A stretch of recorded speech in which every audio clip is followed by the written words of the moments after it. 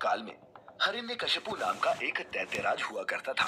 उसने घोर तपस्या कर देवताओं से ये वरदान प्राप्त कर लिया था कि वह न धरती पर मरेगा, न आसमान में, न दिन में मरेगा और न ही रात में। कोई भी अस्त्र शस्त्र उसका वध नहीं कर सकेंगे। न बाहर मरेगा और न घर में, और न ही कोई जानवर या फिर इंसान उसे मार सकेगा। देवताओं से ये वरदान पाकर वह खुद को अमर समझने लगा और लोगों पर अत्याचार करने लगा। वरदान के अहंकार में वह खुद को भगवान मानने लगा था और लोगों को खुद की पूजा करने को विवश करने लगा। परंतु ऐसे में उसका स्वयं का पुत्र प्रहलाद, जो एक बालक ही था, वह उसके खिलाफ हो गया। एक दिन की बात है कि राजमहल में हिरण्यकशिपु ने पुत्र प्रहलाद को अपने पास बुलाया और उससे पूछा, पुत्र, तुम्हारा सबसे बड़ा धर्म क्या है? तब प्रहलाद ने जवाब देते हुए कहा, पिताजी, हर प्राणी का सबसे बड़ा धर्म यही है कि वह भगवान विष्णु की प्रार्थना में अपना सारा जीवन लगा दे। ये सुनकर हिरण्यकशिपु क्रोध से लाल हो गया और बोला, तुम्हारी मेरे सबसे बड़े दुश्मन विष्णु की पूजा की बात करने की हिम्मत कैसे हुई? तब प्रहलाद बोला, पिताजी, क्रोधित ना हो। एक बार आप भी भगवान विष्णु का नाम लेकर तो देखिए, आपका मन भी पवित्र विचारों से भर जाएगा। ये सुन हिरण्यकशिपु और क्रोधित हो उठा और उसने अपने पुत्र को धक्का देकर नीचे गिरा दिया। वह बोला, आज मैं तेरा वध करके सदा के लिए तेरा विष्णु नाम का भूत उतार दूंगा। और उसके बाद वह प्रहलाद को गदा से मारने लगा। उधर जब इस बात का पता प्रहलाद की माता को चला तो वह दौड़ी दौड़ी वहां आई और हिरण्यकशिपु अर्थात अपने पति से रोते हुए बोली, हे महाराज, आप अपने ही हाथों से अपने पुत्र का वध कैसे कर सकते हैं? ये सुन हिरण्यकशिपु ने कहा, तुम चुप हो जाओ, ये मेरा पुत्र नहीं, मेरा सबसे बड़ा शत्रु है और मैं अपने शत्रुओं को कभी जीवित नहीं छोड़ता। इतना कहकर हिरण्यकशिपु ने अपने सैनिकों को आदेश दिया कि महल से बाहर ले जाकर सारी प्रजा के सामने इसका सर धड़ से अलग कर दो, ताकि इसके बाद कोई भी डर से विष्णु का नाम ही ना ले। ये सुन प्रहलाद की माता हिरण्यकशिपु के चरणों में गिरती हुई बोली, महाराज, क्षमा कर दीजिए इसे, अभी तो ये बालक है। लेकिन हिरण्यकशिपु ने उसकी एक ना सुनी और उसके सैनिक प्रहलाद को लेकर महल से बाहर चले गए। बाहर जाकर सारी प्रजा के सामने जो ही एक सैनिक ने उसका सर काटने के लिए तलवार उठाई, वह तलवार फूलों में परिवर्तित हो गई। उसके बाद दूसरे सैनिक ने अपने भाले से प्रहलाद पर प्रहार किया, लेकिन उस भाले ने उसका ही वध कर डाला। ये देख बाकी के सैनिक डर गए और वहां से भाग गए।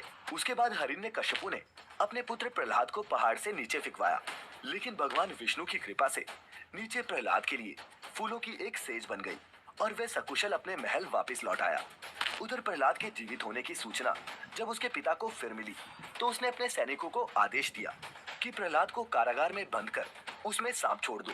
सैनिकों ने ऐसा ही किया, परंतु सांप भी उसका कुछ बिगाड़ नहीं पाए।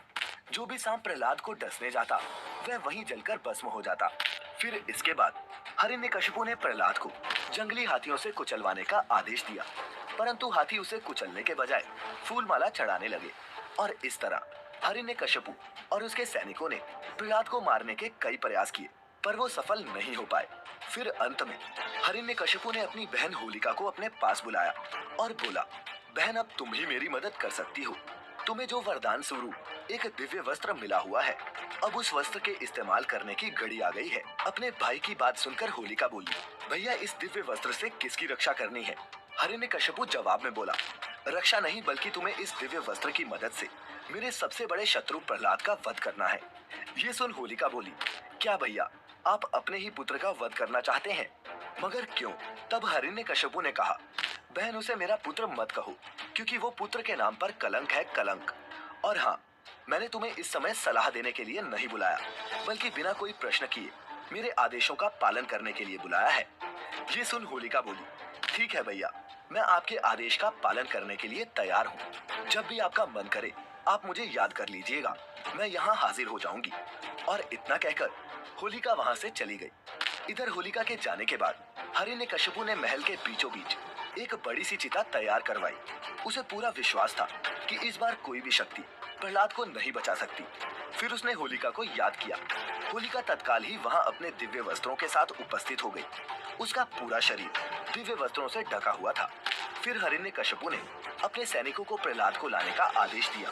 राजा का आदेश सुनते ही सैनिक कुछ ही देर में प्रहलाद को लेकर वहां उपस्थित हो गए। फिर हिरण्यकशिपु के आदेशानुसार होलिका उसे लेकर चिता पर बैठ गई। इसके बाद हिरण्यकश्यपु ने अपने सैनिकों को चिता में अग्नि लगाने का आदेश दिया। आदेश सुनते ही सैनिकों ने चिता में अग्नि लगा दी।